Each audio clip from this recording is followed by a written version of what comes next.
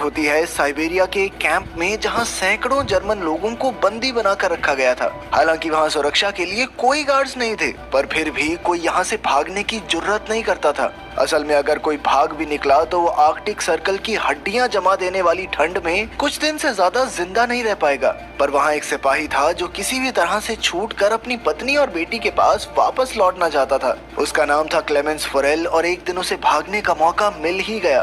रात को वो चुपके से कोयले की गाड़ी में चढ़ गया और जब गाड़ी चली तो वो सितारों से भरा आसमान देखकर बेहद खुश हुआ। पर अचानक गाड़ी बीच में ही रुक गई और क्लेमेंस ने चुपके से बाहर निकल कर देखा, पर तभी एक सोवियत सिपाही ने उसे देख लिया और उसे पकड़कर एक सीवर में कैद कर दिया गया। ऊपर से जोरदार बरसात शुरू हो गई, पर इसके बावजूद भी क्लेमेंस पूरे 3 दिन तक बिना खाए पिए वहीं डटा रहा। इसके बाद जेल के वार्डन ने उसे रिहा करके कहा कि तुम्हारे साथी तुम्हारा इंतजार कर रहे हैं। आखिरकार जब क्लेमेंस सुरंग में पहुंचा तो उसने देखा कि उसके साथी बहुत गुस्से में थे और वो हाथों में हथियार लिए उसका इंतजार कर रहे थे। असल में क्लेमेंस के भागने की वजह से उन सभी को 3 दिन तक भूखा रखा गया था। तभी अचानक उन्होंने क्लेमेंस पर हमला कर दिया और उसे कुत्तों की तरह पीटा। बुरी तरह जख्मी होने की वजह से उसे कैंप के डॉक्टर के पास ले जाया गया। वो डॉक्टर भी यहाँ बंदी था और वो क्लेमेंस की भागने की हिम्मत देखकर काफी प्रभावित हुआ। तब क्लेमेंस ने डॉक्टर से मदद मांगते हुए कहा कि वो एक बार फिर से यहाँ से भागना चाहता है। डॉक्टर ने उसे समझाया कि आर्कटिक सर्कल से भागना नामुमकिन है।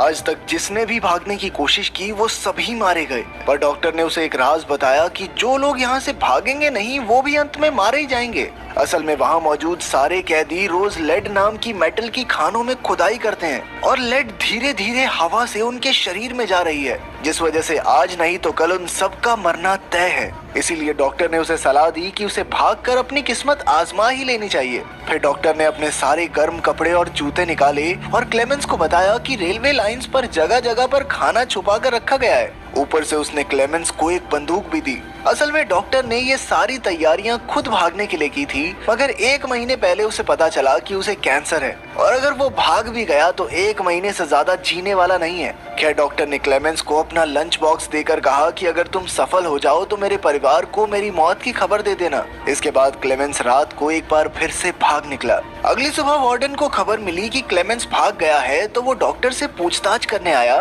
मगर तब तक डॉक्टर अपनी जान कुर्बान कर चुका था। उधर क्लेमेंस पूरे जोश के साथ बर्फ और तेज हवा का सामना करते हुए आगे बढ़ रहा था। इधर वार्डन ने क्लेमेंस को ढूंढने के लिए कई फौजियों को ढूंढा, लेकिन कई दिन तक ढूंढने के बाद भी उन्हें क्लेमेंस का कोई सुराग नहीं मिला। सबको लगा कि वो बर्फ में जमकर मर गया होगा, पर वार्डन को यकीन था कि वो जिंदा है, इसलिए उसने तलाश जारी रखने का हुक्म दिया। भागने के 9 दिन बाद क्लेमेंस को अचानक अपने पीछे स्लेज भागता हुआ दिखाई दिया। क्लेमेंस भी तुरंत भागने लगा, पर जल्द ही स्लेज उस तक पहुंच गया और क्लेमेंस को रौंदता हुआ निकल गया। अचानक क्लेमेंस की आंख खुली तो उसने देखा कि वो तो एकदम ठीक ठाक था। असल में ये पूरी घटना उसके मन का वहम थी। उसके चारों ओर सफेद बर्फ की चादर थी और खाना भी खत्म हो चुका था। उसका दिल टूटने लगा और उसने भगवान से कोई चमत्कार करने को कहा, पर आर्कटिक सर्कल में दूर दूर तक बर्फ के सिवा और कुछ नहीं था।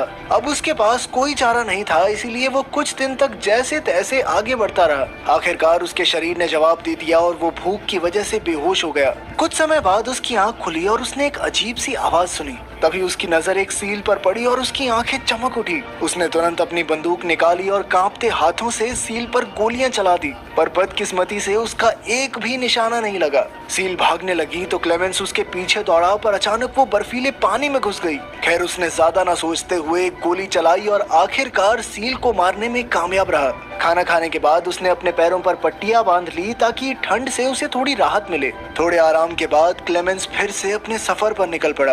अपने अकेलेपन और इतने लंबे सफर में उसका दिमागी संतुलन आसानी से बिगड़ सकता था, इसीलिए वो लगातार खुद से बातचीत करता रहा। साथ ही वो थोड़ा चलने के बाद कंपास से अपनी दिशा देखता था ताकि वो यहाँ गुम ना हो जाए। इसी तरह कई दिन चलने के बाद उसे बर्फ के बीचों बीच एक पेड़ दिखाई दिया। उसे देखकर क्लेमेंस खुशी से पागल हो गया और भागकर उसने पेड़ को गले लगा लिया।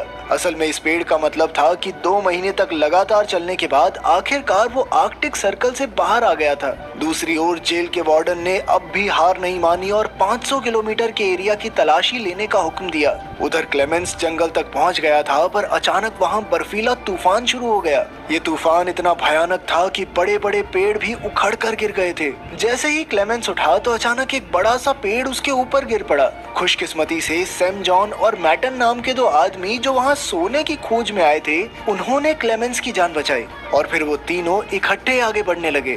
धीरे धीरे मौसम ठीक होने लगा और उन तीनों ने जुगाड़ से कश्ती बनाकर नदी पार करने का फैसला किया। तीनों ने एक दूसरे को अपने जीवन की कहानियां सुनाई, पर कुछ ही देर में नदी का बहाव बहुत ज्यादा तेज हो गया, जिससे क्लेमेंस और मैटन कश्ती को संभाल नहीं पाए। अचानक सैम जॉन का बैलेंस बिगड़ा और वो नदी में गिर पड़ा। सैम जॉन डूबने ही वाला था कि क्लेमेंस ने अपनी जान की परवाह ना करते हुए तुरंत नदी में डुबकी लगा दी। काफी मुश्किलों के बाद वो सैम जॉन को किनारे तक ले ही आया। उधर मैटन उन्हें बीच में ही छोड़कर अकेला ही आगे बढ़ गया। जब वो अपनी झोपड़ी में पहुंचा तो उसने सोचा कि सैम जॉन तो नदी में मर ही गया होगा, इसीलिए उसने सैम जॉन का सोना और बाकी कीमती चीजें चुरा ली। लेकिन फिर कुछ ही पलों में सैम जॉन और क्लेमेंस भी वहां आ पहुंचे। मैटन के धोखे से सैम जॉन को बहुत गुस्सा आया, इसीलिए उसने गोली चलाकर मैटन की जान ले ली। इसके बाद सैम जॉन और क्लेमेंस ने अपना सामान बांधा और एक बार फिर से सफर पर निकल पड़े। खैर जल्द ही सर्दी का मौसम शुरू हो गया और आगे बढ़ना और भी मुश्किल। तब क्लेमेंस ने सैम जॉन का बैग लेकर उसका बोझ कम करने की कोशिश की, मगर सैम जॉन को लगा कि क्लेमेंस उसका सोना चुराना चाहता है, इसलिए उसने अपने बैग से क्लेमेंस पर हमला कर दिया। इस वजह से क्लेमेंस बेहोश हो गया और जब उसकी आंख खुली तो उसने देखा कि भेड़ियों का एक झुंड दौड़ता हुआ उसकी तरफ आ रहा था। क्लेमेंस तुरंत एक पेड़ पर चढ़ने लगा, पर भूखे भेड़िए उसकी पैंट से उसे नीचे खींच रहे थे। बहुत कोशिशों के बाद वो छोटा सा पेड़ ही नीचे गिर गया और अब क्लेमेंस की मौत उसके सामने खड़ी थी। तभी अचानक गोलियां चलने की जोरदार आवाज आई, जिसमें सभी भेड़िए मारे गए। असल में इस इलाके के चरवाहों ने क्लेमेंस की जान बचाई थी।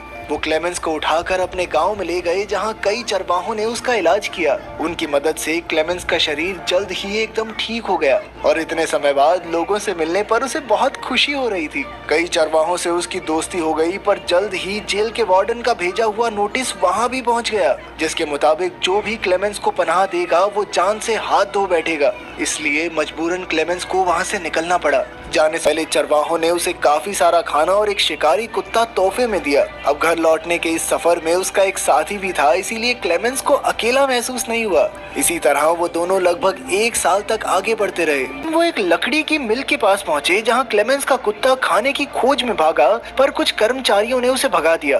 तब क्लेमेंस आगे आया तो कर्मचारियों ने उसे पहचान लिया और फिर मिल के मालिक ने उसे खाना खिलाया। इसके बाद उन्होंने क्लेमेंस को जर्मनी की ट्रेन पर बैठा दिया।